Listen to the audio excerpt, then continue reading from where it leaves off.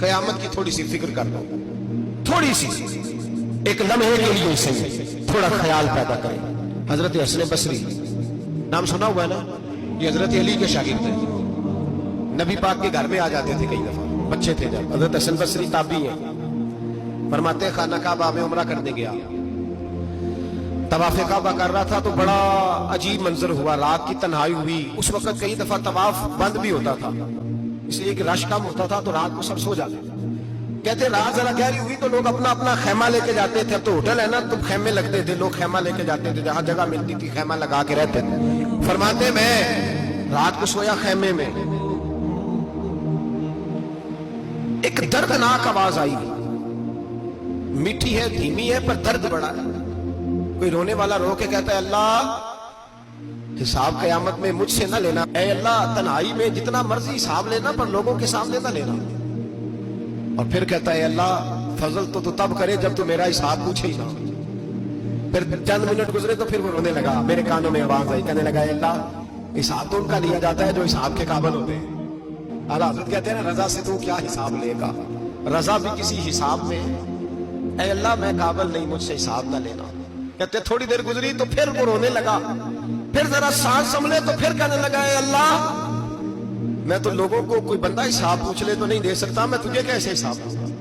پھر تڑپنے لگا۔ کہتے تھوڑی دیر گزری تو پھر ایک لفظ انہوں نے کہے رونے والے نے، کہنے لگے اللہ دیکھ تیرے محبوب کا فرمان ہے جو معافی مانگے تو اسے معاف کر دیا کرتا۔ اے اللہ میں معافی مانگنے آیا ہوں اور مسجد نہیں آیا، میں کعبۃ اللہ ہی آ گیا ہوں۔ کہتے ہیں وہ اتنا روئے کہ چیخ آئی ان کی، اور جب دھڑام سے کوئی زمین پہ گرا تو میں پریشان ہوا کہ اب تو بے ہوش ہو گیا۔ فرماتے ہیں میں زور سے اٹھا فٹافٹ اور اس شخص کی طرف بڑھا، میرے دل میں خیال ہے کوئی گناہگار ہے بیچارہ، تو چلو میں بھی دعا کرتا ہوں، اس کو کہتا ہوں بیٹے فکر نہ کر اللہ تیری مدد کرے گا۔